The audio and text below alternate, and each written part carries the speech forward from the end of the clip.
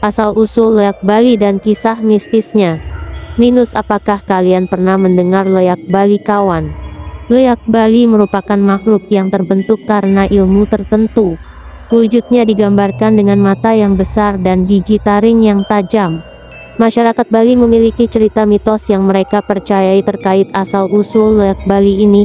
Penasaran seperti apa asal-usul leak Bali dan kisah mistis di baliknya? Simak artikel berikut ini.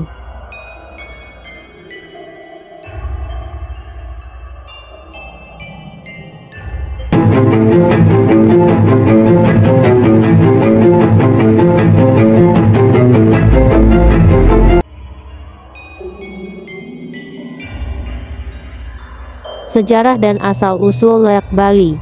Asal-usul leak Bali dimulai dari tujuan seseorang yang berusaha membuka segala batasan yang dimilikinya di dalam diri.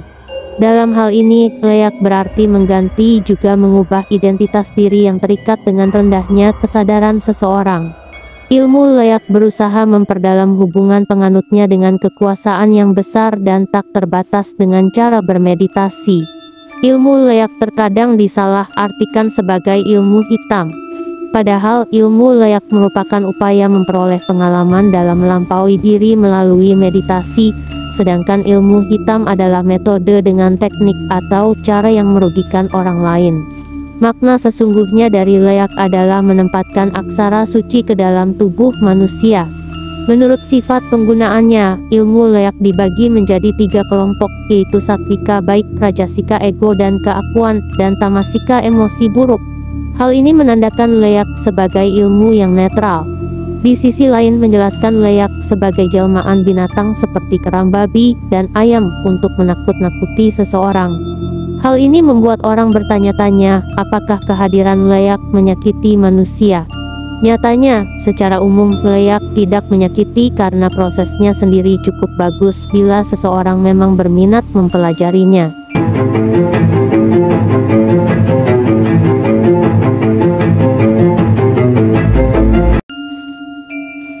Cerita mitos dari leak Bali.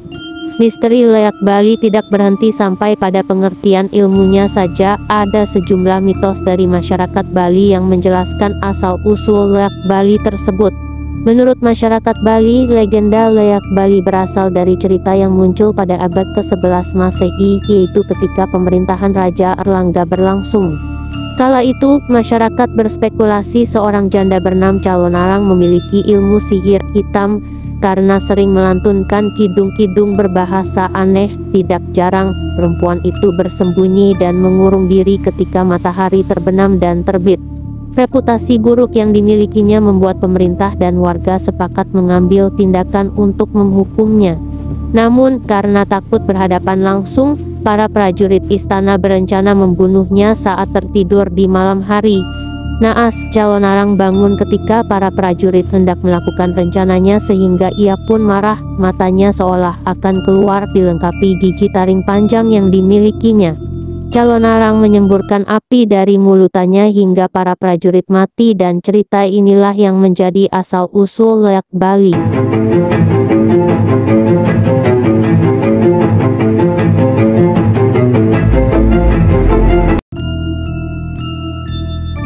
Seperti apa bentuk leak?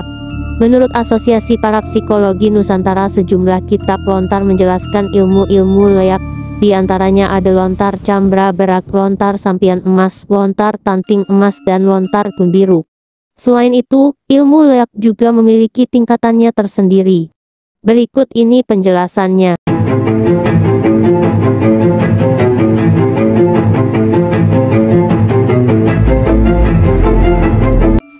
1. Ilmu leak tingkat bawah. Tingkatan pertama sekaligus terendah adalah ilmu leak tingkat bawah. Ilmu ini merupakan ilmu untuk mengubah wujud seseorang menjadi binatang seperti monyet, anjing, babi, kambing, ular, dan masih banyak lagi.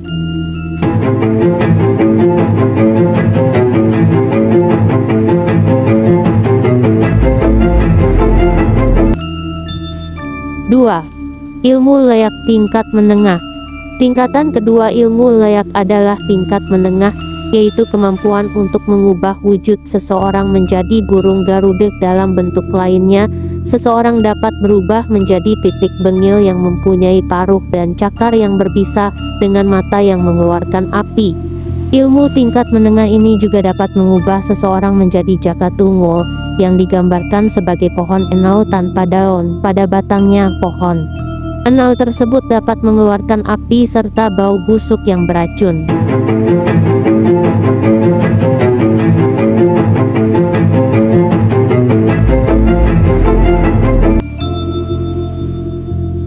Tiga.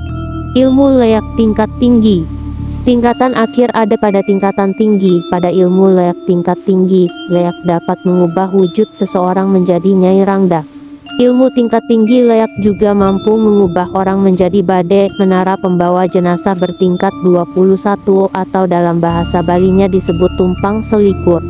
Tubuh menara itu berisi api sehingga siapapun yang kena akan hangus menjadi abu.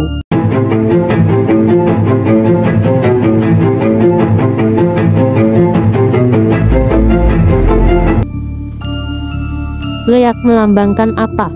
Leak sendiri merupakan gabungan dari kata le dan ak. Le berarti penyihir dan ak berarti jahat. Oleh karena itu, dalam mitologi Bali, leak dilambangkan sebagai penyihir jahat.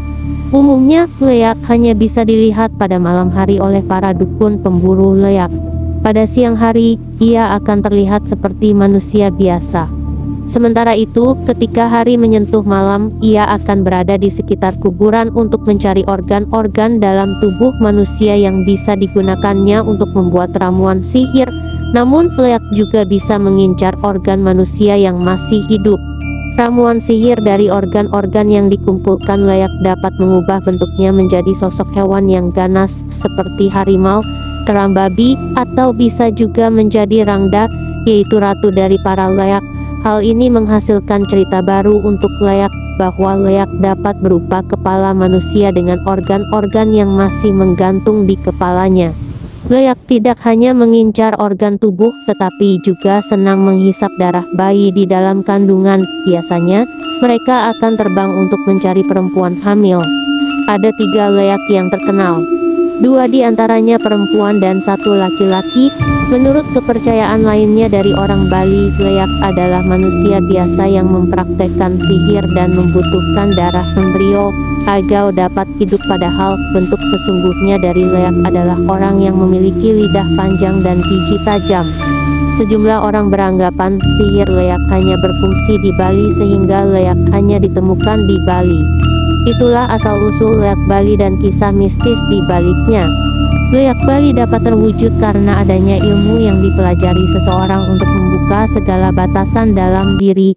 Semoga informasi ini membantu teman-teman dan kalian mengenal leak Bali lebih dalam, ya.